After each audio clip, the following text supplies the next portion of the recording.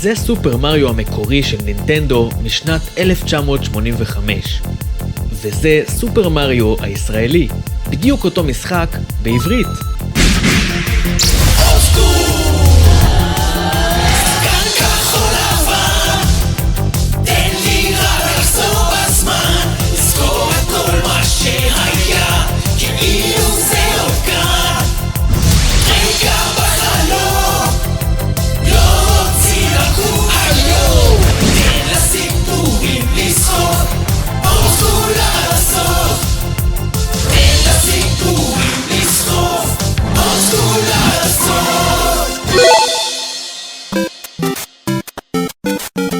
אני לא חושב שאני צריך להכיר לכם את סופר מריו, אחד המשחקים הכי מפורסמים בהיסטוריה.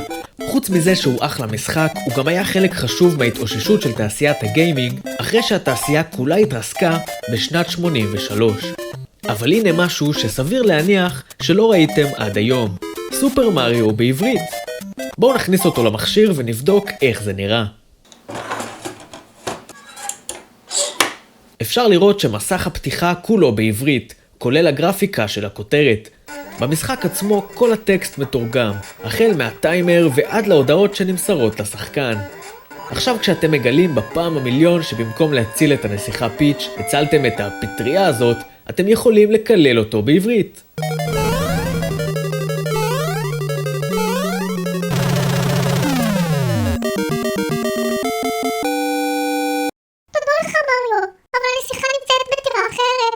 בואנה מי אתה?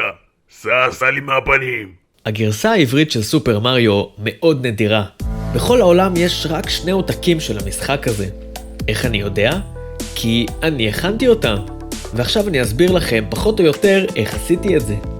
משחק NES מחולק ל2 חלקים עיקריים. החלק הראשון הוא הקוד של המשחק, כלומר הפקודות שהמשחק שולח לקונסולה.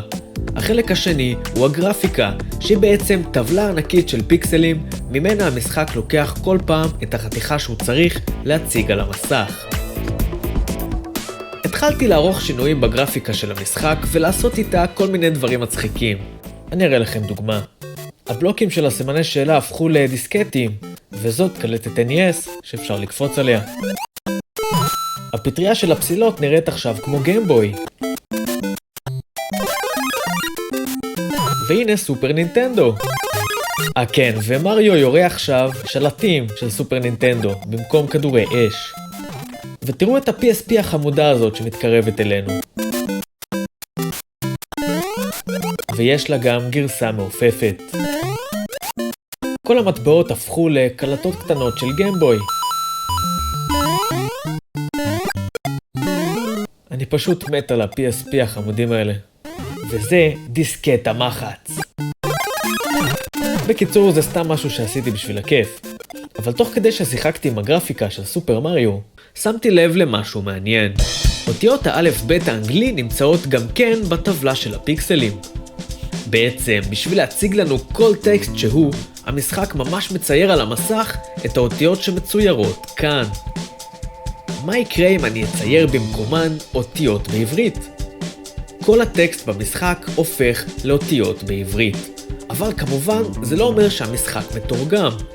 המשחק עדיין רושם בכל מקום את הטקסט המקורי באנגלית, אבל במקום אותיות אנגליות הוא מציג אותיות עבריות, ואי אפשר לקרוא את זה.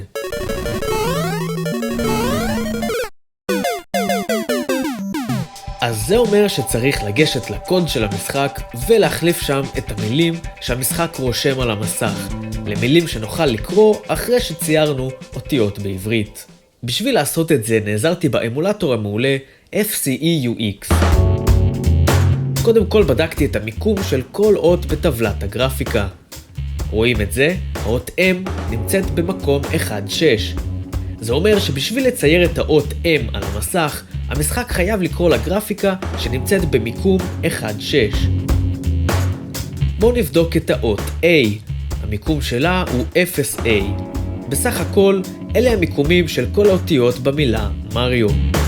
M במקום 1-6, A במקום 0A, R במקום 1B, I במקום 1-2 ו-O במקום 1-8. אז אם התכנות של המשחק קורא לרצף הזה של מקומות בגרפיקה, זה אומר שהוא מנסה לכתוב על המסך את המילה מריו. הנה הקוד של כל המשחק. בואו נחפש את הרצף הזה ונראה איפה הוא נמצא. מצאנו אותו. למעשה הוא מופיע יותר מפעם אחת. בואו ננסה להחליף את האות M לאות A ונראה אם זה עובד.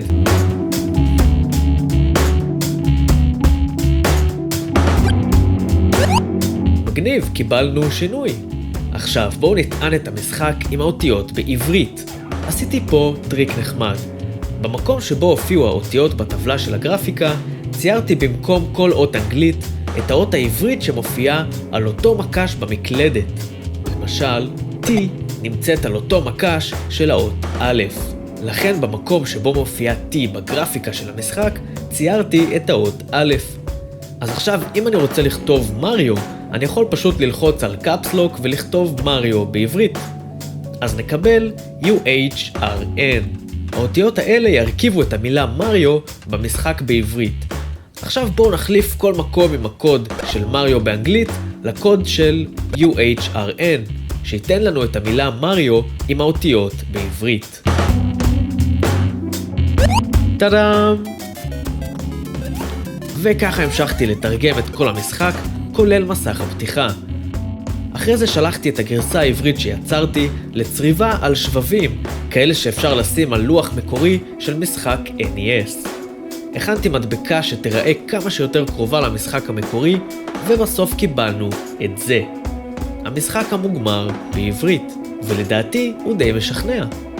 אם הנושא הזה מעניין אתכם, כדאי לכם לחפש את המונח רום הקינג. זה עולם מאוד מאוד רחב עם המון פרויקטים מעניינים שאנשים עושים. החל מתרגומים כמו שאני עשיתי, ועד לשינויים מאוד משוגעים למשחקים עצמם. ובונוס למי שנשאר עד הסוף. אם בא לכם לשחק בעצמכם בסופר מריו בעברית, אפשר להיכנס לאתר שלי ולשחק ישירות בדפדפן. אז זה הכל להפעם חברים, מקווה שנהנתם. תודה על הצפייה וכמו תמיד שיהיה לנו אחלה יום. תודה לך מריו, אבל הנסיכה נמצאת בטירה אחרת. איפה הנסיכה יא בן של